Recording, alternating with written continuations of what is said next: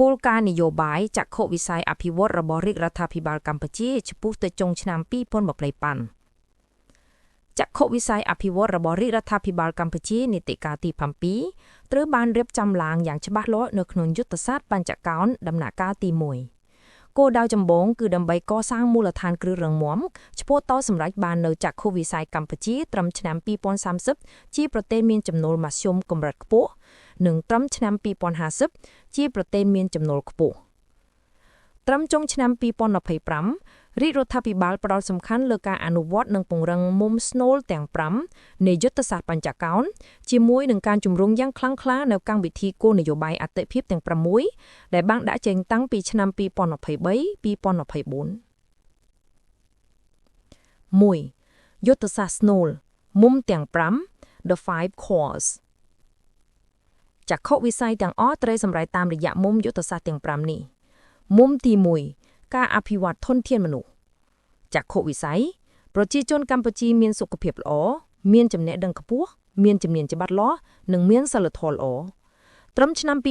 2025កម្មវិធីបណ្ដុះបណ្ដាលវិជ្ជាជីវៈនិងបច្ចេកទេស TVET ជូនយុវជន 1.5 លាននាក់កំពុងដំណើរការយ៉ាងពេញបន្ទុកទន្ទឹមនឹងនេះការពង្រីកមូលដ្ឋានសមត្ថសុខាភិបាលនិងការពង្រឹងបេឡាជាតិសន្តិសុខសង្គមបសសកំពុងពង្រីកវិសាលភាពគ្របដណ្ដប់មុំទី2ការធ្វើពិភពកម្មសេដ្ឋកិច្ចនិងការពង្រឹងភាពប្រកួតប្រជែងចក្ខុវិស័យសេដ្ឋកិច្ចកម្ពុជាលែងពឹងផ្អែកតែលើវិស័យចំនួនដូចជាកាត់ដេរទេសចរសំណង់តែងាកទៅរកវិស័យឧស្សាហកម្មថ្មីបច្ចេកទេសនិងសេវាកម្មតម្លៃបន្ថែមខ្ពស់ត្រឹមឆ្នាំ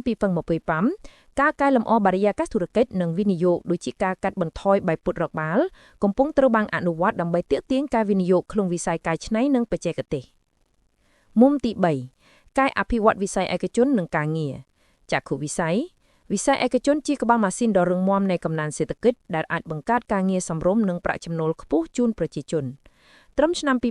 2025ការអនុវត្តយុទ្ធសាស្ត្រអភិវឌ្ឍសេដ្ឋកិច្ចក្រៅប្រព័ន្ធកំពុងដំណើរការដើម្បីជួយអាជីវកម្មតូចតាចអាចចុះបញ្ជីនិងទទួលបានការគាំពារផ្លូវការមុំទី4ការអភិវឌ្ឍដោយប្រកបដោយភាពធន់ចីរភាពនិងនិបារយាពន្ធចក្ខុវិស័យការអភិវឌ្ឍដែលធានាបាននូវតុល្យភាពដែលមិនបំផ្លាញបរិយាកាសមានភាពធន់នឹងការប្រែប្រួលអាកាសធាតុនិងមិនទុកនរណាម្នាក់ចោលជាពិសេសជនក្រីក្រនិងក្រុមងាយរងគ្រោះត្រឹមឆ្នាំ2025ប្រព័ន្ធជំនួយសង្គមដូចជាការឧបត្ថម្ភសាច់ប្រាក់ត្រូវបានពង្រឹងនិងពង្រីកដើម្បីធានាសន្តិសុខសង្គមជាពិសេសក្រោយវិបត្តិផ្សេងៗមុំទី5ការអភិវឌ្ឍសេដ្ឋកិច្ចនិងសង្គម Digital ចក្ខុវិស័យប្រែក្លាយកម្ពុជាទៅជាសង្គមនិងសេដ្ឋកិច្ច Digital ដោយប្រើប្រាស់បច្ចេកទេសក្នុងគ្រប់វិស័យដូចជារដ្ឋាភិបាលអាជីវកម្មនិងការរស់នៅប្រចាំថ្ងៃត្រឹមឆ្នាំ